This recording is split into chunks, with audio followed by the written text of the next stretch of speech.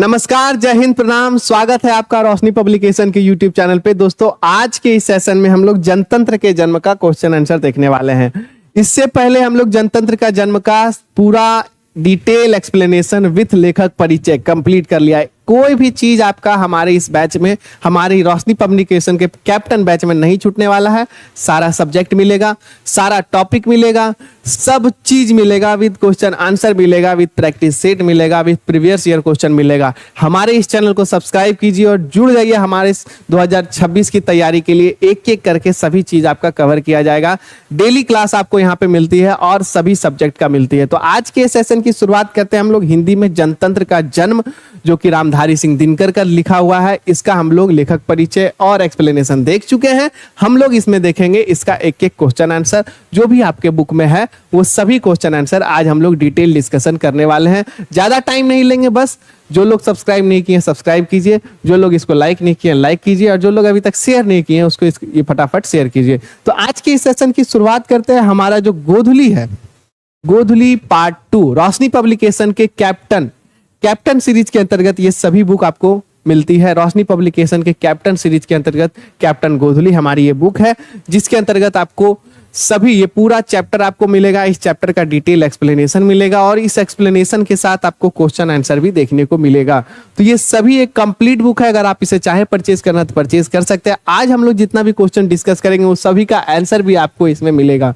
तो आपका all in one book है। अगर आप इसे परचेज कर लेते हैं तो आपके तैयारी में 4 चांद लगाने में कोई दिक्कत नहीं होगी। तो कैप्टन गोधुली आप इसे हमारे ऑफिशियल वेबसाइट फ्लिपकार्ट, अमेजॉन या फिर अपने नजदीकी बुक स्टोर में जाके पूछ सकते हैं कि आपके पास रोशनी पब्लिकेशन का कैप्टन गोधुली है क्या। अगर वो बोलेगा हाँ तो ले लीजिएगा, बोलेगा ना तो बोलेगा मंगवा लीजिए, बहुत बिकेगा आपका। काहे? क्योंकि बहुत ही अच्छा बुक है, बहुत ही इंपॉर्टेंट बुक है। और बिहार बोर्ड क्लास 10th के बच्चों के लिए रोशनी पब्लिकेशन इस तरह के बहुत सारे book, English, Hindi, Sanskrit, social science, सभी क्षेत्रों में आपका ये बुक मिलता है, जिसमें आपको चैप्टर मिलेगा, क्वेश्चन आंसर मिलेगा। आज जो इंग्लिश और संस्कृत है ना, उसमें आपको मिलेंगे इंग्लिश का हिंदी और संस्कृत का हिंदी। ज्यादा बड़बड़ नहीं करते, चैप्टर पे आते हैं हम लोग, क्वेश्चन पे आते हैं। क्यों?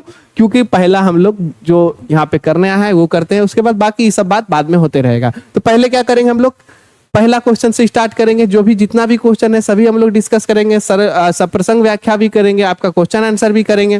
व्याकरण वाला पोर्शन आपका इसी बुक में मिलेगा। अगर आप करना चाहते हैं तो व्याकरण वाला पोर्शन आपका इस क्लास में नहीं होगा, व्याकरण वाला पोर्शन व्याकरण वाले क्लास में होगा। लेकिन अगर आप हर एक चैप्टर में जो व्याकरण वाला पोर्शन होता है अगर आप सॉल्व चाहते हैं तो हमारे इस बुक पे जाके परचेज जरूर कर लीजिएगा। पहला क्वेश्चन पे आइए। कवि की दृष्टि में समय का रथ का घर घर नाद क्या है, स्पष्ट करें। समय का घर घर नाद, समय के रथ का घर घर नाद सुनो, सिंहासन खाली करो कि जनता आती है। हर एक पंक्ति के अंत में ये एकदम बिल्कुल सटल है। समय के रथ का घर घर नाद सुनो, सिंहासन खाली करो कि जनता आती है। इसमें कवि का क्या तात्पर्य है? कवि का तात्पर्य है कि समय बदल रहा है बबुआ। पहले राजा का बेटा राजा होता था, अब राजा का बेटा राजा नहीं होगा। डिटेल कैसे हम लोग लिख सकते हैं इस तरह से। कवि के अनुसार समय का रथ का घर घर नाद हमारे देश की जनता की क्रांति की आवाज है। हमारे देश की जनता जो क्रांति की थी उसकी आवाज है। सदियों से सोई हुई जनता सजग होकर शासन व्यवस्था में परिवर्तित करने लगी है, आगे बढ़ रही है, जिसकी ध्वनि चारों दिशाओं में गूंज रही है। समय का रथ का घर घर नाद भारत की जनता की क्रांति की आवाज इसमें इंडिकेट करता है। भारत की जनता क्या है? जो पहले सोई हुई थी, जो कुछ नहीं कर रही थी, जिसका गुस्सा बिल्कुल ठंडा पड़ गया था, जिसकी देशभक्ति बिल्कुल ठंडी पड़ गई थी, जिसकी राष्ट्रीयता बिल्कुल ठंडी पड़ गई थी, वह सुगबुगा उठी, वो एकाएक जग चुकी है। और घर घर जो समय का रथ है यानी इतिहास जो है वो अब बदल रहा है। और उस इतिहास को सुनो, उस इतिहास के हुंकार को सुनो और सिंहासन खाली करो कि जनता आती है। और इस ध्वनि या यह जो ध्वनि है, यह जो नाद है, वो चारों दिशा में फैल रही है। आप इस तरह से लिख लीजिएगा। कुछ अगर मेरा जो कहा हुआ बात अगर आपको अच्छा लगे तो अटैच कर सकते हैं, नहीं अच्छा लगे तो ऐसे भी लिखिएगा तो बहुत अच्छा होगा। ठीक है, आई होप आपको समझ में आया होगा। आगे बढ़िए। अब हम लोग कविता के आरंभ में कवि भारतीय जनता का वर्णन किस रूप में करते हैं? सदियों से बुझी राख एकाएक सुगबुगा उठी, यानी भारत की जनता का वर्णन कहते हैं आरंभ में भारतीय जनता दयनीय दशा का बड़ा ही मार्मिक वर्णन किया है। काहे किया है कि पहले बहुत मार्मिक था ही जी। काहे?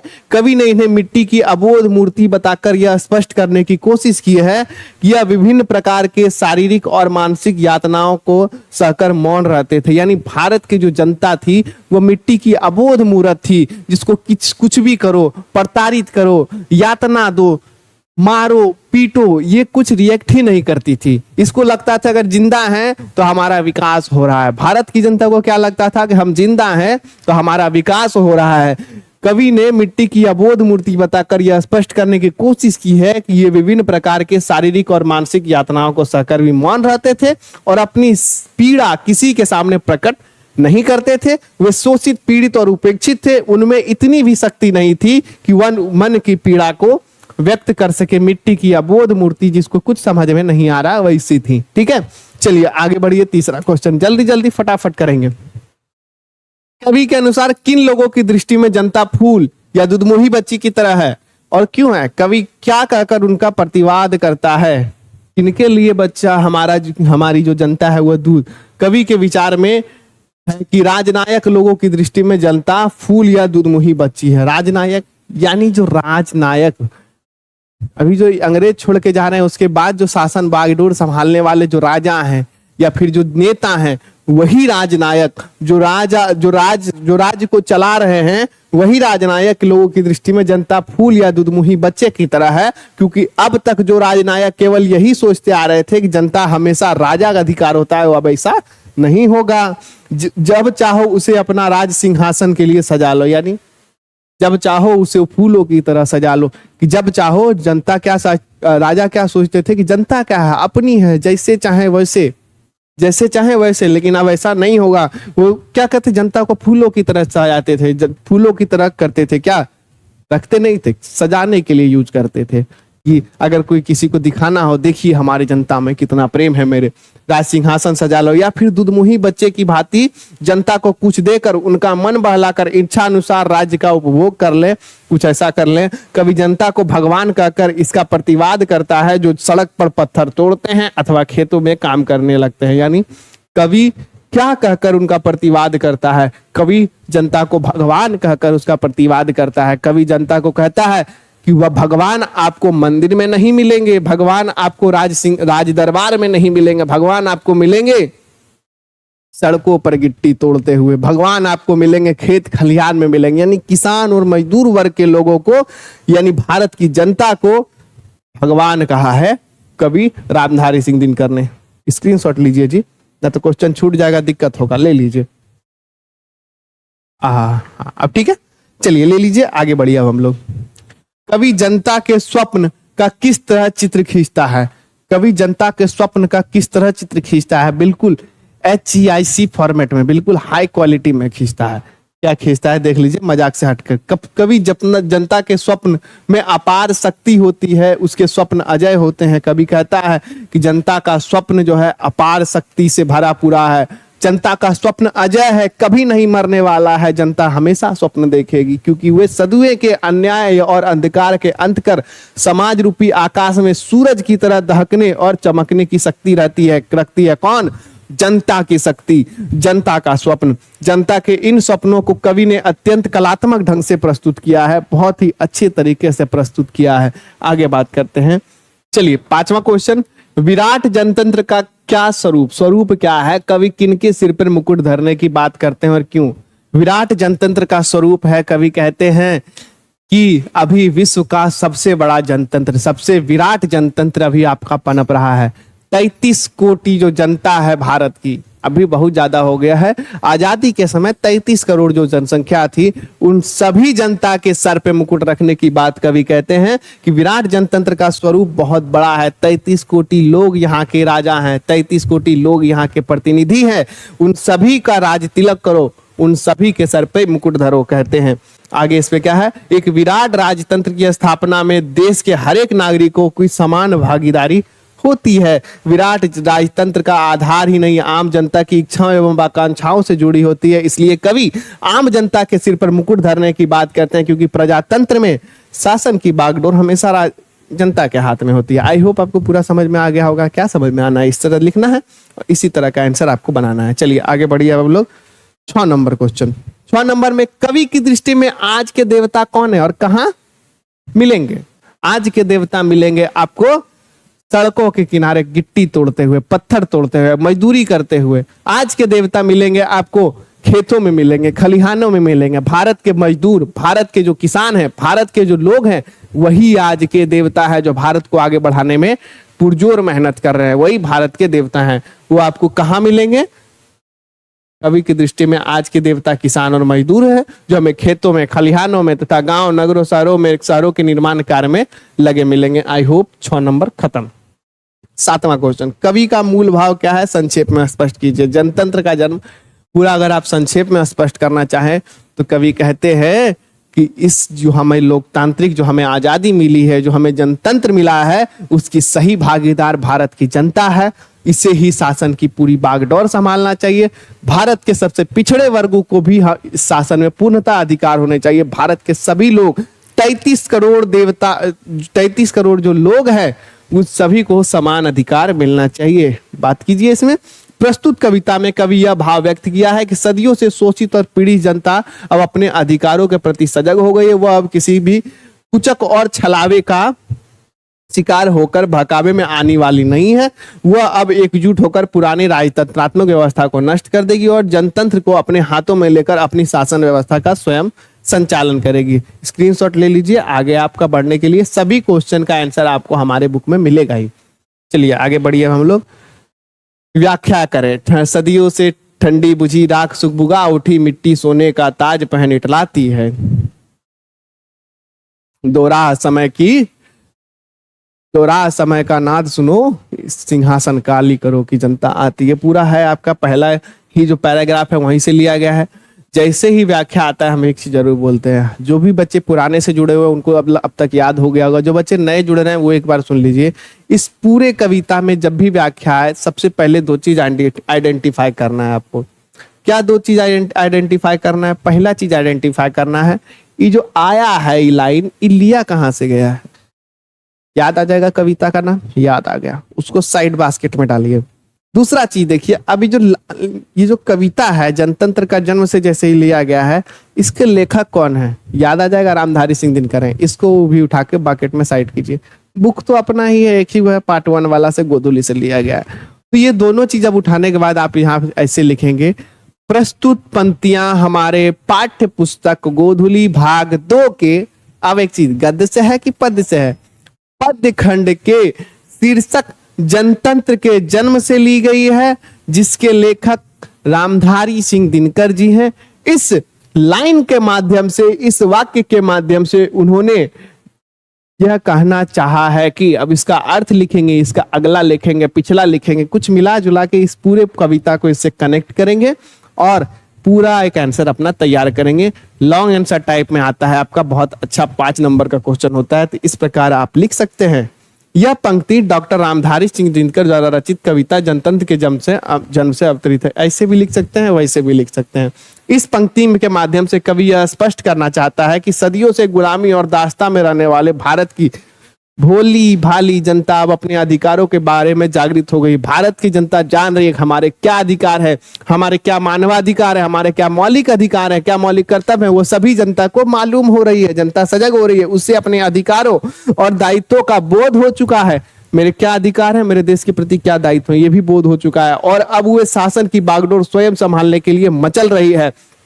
अब हमारे देश के किसान और मजदूर अपनी शक्तियां पहचान कर आत्मगौरव तथा आत्मविश्वास से भरकर सत्ता और शासन को अपनी भागीदारी निभाने के लिए उत्सुक हैं। इस पंक्ति में ठंडी बुझी आग को सुगबुगाना और मिट्टी का ताज पहनना कलात्मक एक मानवीय भावनाओं का संपृक्त है। तो इस तरह से आप ये पूरा लिख सकते हैं। हट जाएं, आप यहाँ से अच्छा से स्क्रीनशॉट ले लीजिए, पूरा ले लीजिए, अच्छे से लिखना है। अगर आपको डिटेल्ड एक्सप्लेनेशन आपको यहाँ पे देखने को मिलेगा। ये पूरा आंसर आपको हमारे रोशनी पब्लिकेशन के बुक पे भी मिल जाएगा दोस्तों। तो आई होप आपको पूरा चीज समझ में आ गया होगा। इस लाइन के माध्यम से कवि क्या कहना चाह रहे हैं, यहाँ आपका नीचे लिखा हुआ है, पूरा आप लिख लीजिएगा।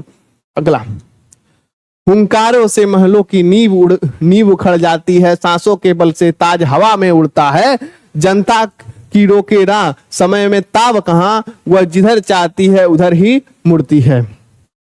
ये लाइन है, ये भी आपका सेम चीज प्रस्तुत पंक्तियां हमारे पाठ्य पुस्तक गोधुली भाग 2 के पद्य खंड के जनतंत्र के जन्म शीर्षक से ली गई है, जिसके लेखक श्री रामधारी सिंह दिनकर जी हैं। इस वाक्य के माध्यम से लेखक कहना चाहते हैं कि अब दोस्तों इसका अर्थ बताइए। तो चलिए अर्थ बताइए, क्या बताएंगे इसमें? बताएंगे हम लोग, प्रस्तुत पंक्तियां रामधारी सिंह दिनकर द्वारा रचित जनतंत्र के जन्म नामक कविता से अवतरित है। इस पंक्ति के माध्यम से कवि ने जनता का इच्छानुसार शासन और समाज, वापस आते हैं, बहुत ज्यादा हो गया। इस पंक्ति में कवि ने जनता की इच्छा अनुसार शासन और समाज में होने वाले परिवर्तन का बड़ा ही कलात्मक चित्रण किया है। अब इस पंक्ति में जनता का इच्छा अनुसार शासन और समाज में होने वाले परिवर्तन का बड़ा ही कलात्मक चित्रण, यानी अभी जो समाज और शासन में जो परिवर्तन हो रहे थे उस समय, उसका ही बहुत ही अच्छी तरीके से कलात्मक चित्रण किया है कि सुनो, ऐसा है कि जनता अगर चाह ले तो राजाओं के जो महल हैं वो उखड़ जाएं, जनता अगर चाह ले तो राजाओं के ताज उड़ जाएं, जनता अगर चाह ले, जनता का जो रास्ता है उस समय भी नहीं रोक सकता। समय कहा जाता है कि समय बहुत बलवान होता है, उस समय भी नहीं रोक सकता है, वह जिधर चाहती है काल उधर मुड़ जाता है। समय जो है जनता के साथ मुड़ता है, जनता समय के साथ नहीं मुड़ती है। तो ये क्या है, बहुत ही कलात्मक चित्रण प्रक्रिया है। जब किसी देश की जनता अपने कर्तव्यों का बोध से बढ़कर अपनी अधिकारों की प्राप्ति के लिए क्रांति करने पर उतारी हो जाती है तो उसके लिए कुछ भी असंभव नहीं है। इस लाइन के माध्यम से कह रही है, वह सदियों का शासन कर रहे शक्तिशाली तंत्र को भी उखाड़ सकती है और इच्छानुसार अपनी शासन व्यवस्था लागू कर सकती है, जिसके संचालन में उसकी स्वयं की पूरी भागीदारी होती है। कविता की भाषा अत्यंत प्रभावमयी और चित्रात्मक है। नींव उखाड़ना, राह रोकना, ताज उड़ाना जैसे मुहावरों का प्रयोग करके भाषा सजीव हो उठती है। ऐसा लगता है कि वास्तव में एक परिवर्तन का नया युग आ गया है। पूरा क्वेश्चन आंसर आपका खत्म हो गया है। इसके बाद आपका ग्रामेटिकल पोर्शन वाला जो क्वेश्चन आंसर अगर आप चाहेंगे तो वो भी हम लोग करेंगे, लेकिन अगर आप चाहते हैं कि अभी आपको मिल जाए तो ये हमारा रोशनी पब्लिकेशन का जो कैप्टन गोधुली है, इसे आप हमारे ऑफिशियल वेबसाइट फ्लिपकार्ट, अमेजॉन पे जाके परचेज कर लीजिए। सारा क्वेश्चन आंसर आपको डिटेल में यहाँ पे आपको देखने को मिलेगा। तो 8वां के बाद आगे आपका कोई भी नहीं है, सारा क्वेश्चन हो गया है। इसके अलावा आपका अगर आप चाहें क्लास 9th के लिए हमारा हिंदी, संस्कृत, इंग्लिश सारा बुक आपको देखने को मिलेगा, जो कि आपको जानते हैं संस्कृत और इंग्लिश में आपको एक और एक्स्ट्रा फीचर मिलता है कि संस्कृत का हिंदी किया हुआ, इंग्लिश का हिंदी किया हुआ, with question answer, with all chapter आपको यहाँ पे देखने को मिलेगा। मतलब 2026 के लिए कंप्लीट तैयारी के लिए हमारा ये यूट्यूब चैनल और हमारे रोशनी पब्लिकेशन का ये पूरा पब्लिकेशन का जो कैप्टन सीरीज का बुक है आपके लिए बहुत ही मददगार साबित होने जा रही है। आगे बात करेंगे इसी में SST का भी बहुत सारा बुक है, हिस्ट्री, इकोनॉमिक्स, पॉलिटी, ज्योग्राफी, ये सारा बुक अगर आप चाहें तो हमारे ऑफिशियल वेबसाइट से परचेज कीजिए। इसके अलावा आपका question bank with answer, crash course और ऑब्जेक्टिव क्वेश्चन आंसर। बात करेंगे क्वेश्चन बैंक से 2011 से लेकर 2025 तक का सारा क्वेश्चन आपको। ऑब्जेक्टिव क्वेश्चन आंसर की बात करेंगे तो इसमें भी आपको चैप्टर वाइज हर एक सब्जेक्ट का, हर एक चैप्टर का चैप्टर वाइज जो इंपॉर्टेंट ऑब्जेक्टिव क्वेश्चन है जो आएंगे, जो आपके 2026 में आने वाले हैं, वो सभी क्वेश्चन आंसर आपको यहाँ पे हमारे ऑब्जेक्टिव, कैप्टन ऑब्जेक्टिव में देखने को मिलेंगे।